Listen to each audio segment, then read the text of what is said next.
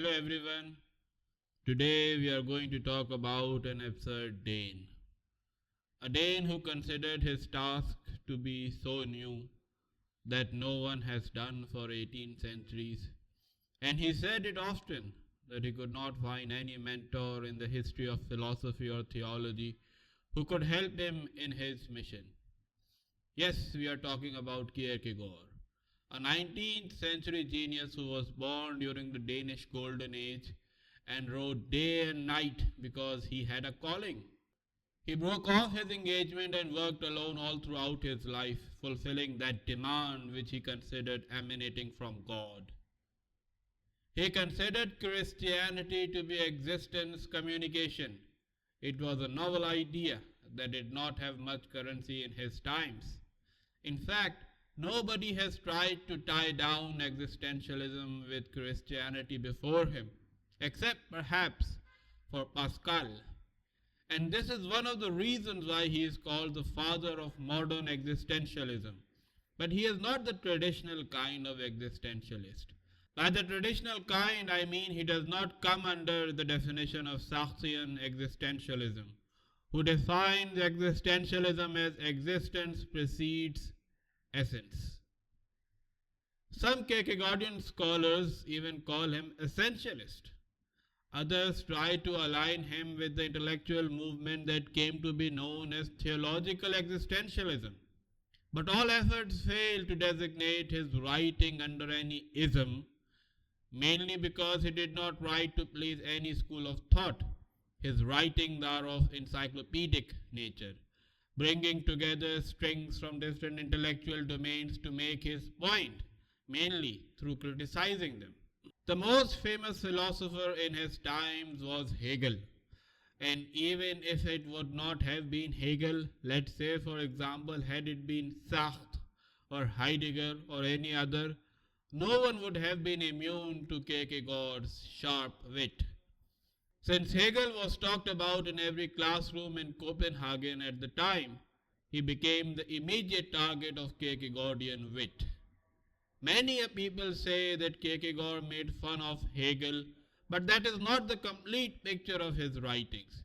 The text we are going to look at today might seem like a play on Hegelian dialect. Nonetheless, it is not a complete caricature of Hegel for the sake of it. He uses Hegelian dialectic to make his point. We are talking about the famous opening of the first chapter of The Sickness Unto Death. The complete title of the book cover reads, The Sickness Unto Death, a Christian psychological exposition of edification and awakening. It is one of the three well-known books of Kierkegaard, the other two being Fear and Trembling and Either Or. So let's begin with the first lines of the chapter. He says, quote open, Man is a spirit, but what is a spirit? A spirit is the self, but what is the self? The self is a relation which relates itself to its own self, or it is that in the relation that the relation relates itself to its own self. The self is not the relation, but that the relation relates itself to its own self. Man is a synthesis of the infinite and the finite, of the temporal and the eternal, of freedom and necessity. In short, it is a synthesis. A synthesis is a relation between two factors. So regarded, man is not yet a self. Quote close. Listening to it gives a headache at first. But for someone with a philosophical bent of mind, this is an excerpt full of treasure. And now you might also be thinking why he is considered as making fun of Hegel. The words like spirit, relation, synthesis, all of these terms are borrowed from Hegel. Without a doubt, it is not arbitrary. Kierkegaard understood something that every other philosopher has to also understand. In the beginning, I said that he considered his task to be so new that he could not find any thinker to whom he could look as a mentor, from whom he could learn how to go about doing his task. On the contrary, he uses the same terminologies here that were current in his times.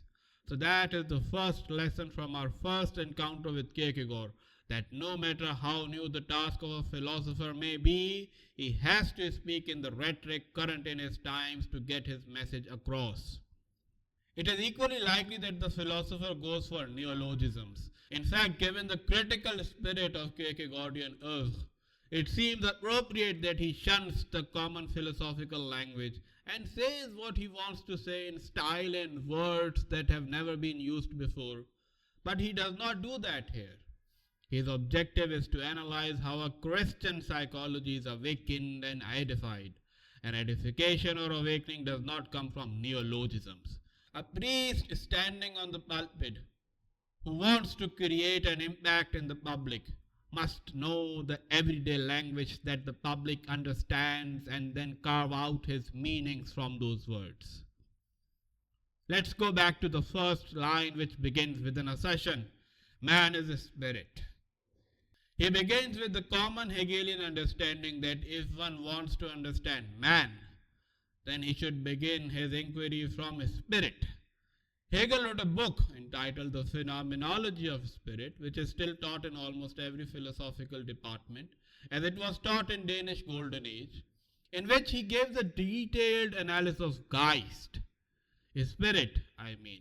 So Kierkegaard says, okay, let's begin with the common assumption that man is a spirit. But then immediately he asks the reader, what is spirit? Then he also immediately provides the answer: spirit is the self. Now we are confronted with another term which has been used by almost every philosopher: the mysterious self that began the whole philosophical project from Socrates onwards, who, by the way, was termed by Kierkegaard as pagan Christian. Anyways, he had deep respect for him. Now we are waiting for the definition of the self. Now Kierkegaard begins his revolutionary attack, as he says, the self is a relation which relates itself to its own self, or it is that in the relation that the relation relates itself to its own self.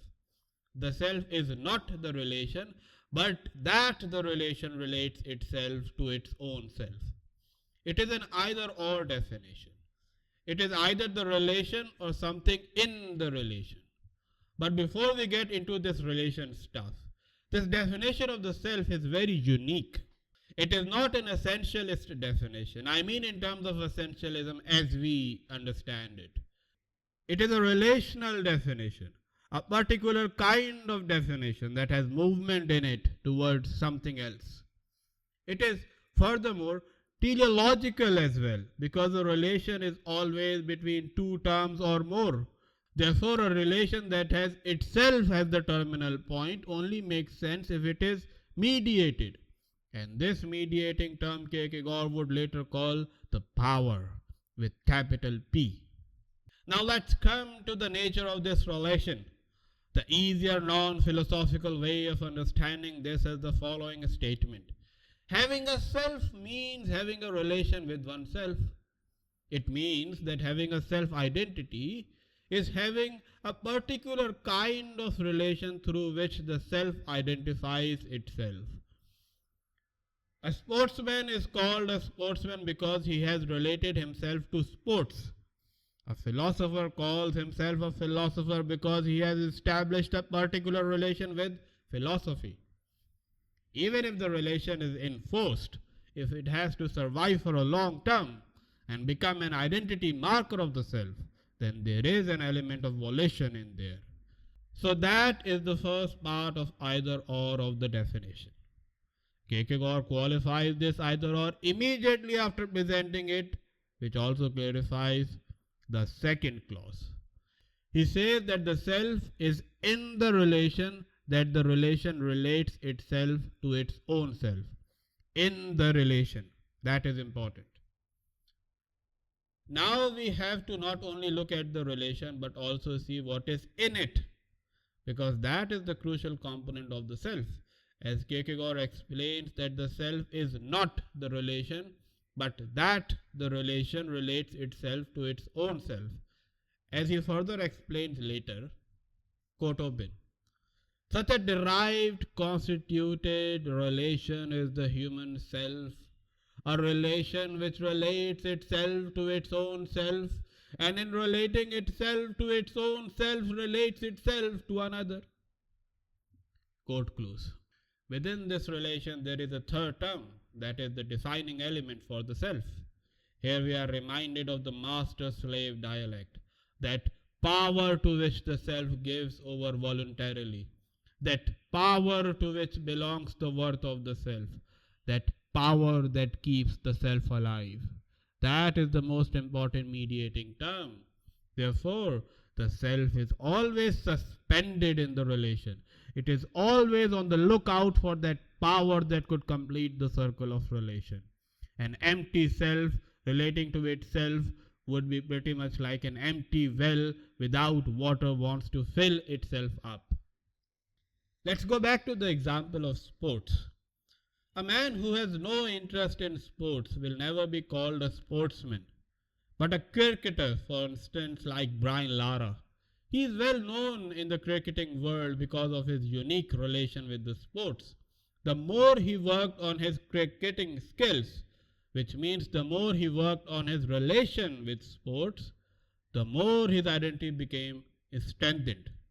No one is born a batsman or a bowler or footballer. Every known sportsman, in fact, every known professional becomes a professional. He creates his own particular relation with himself through a mediating term. The self is suspended, and which is why it is never yet a self. It can never be a self until the last breath.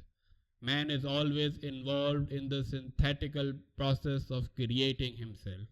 This explains the second half of citation. Man is a synthesis of the infinite and the finite, of the temporal and the eternal, of freedom and necessity. In short, it is a synthesis. A synthesis is a relation between two factors. So regarded, man is not yet a self.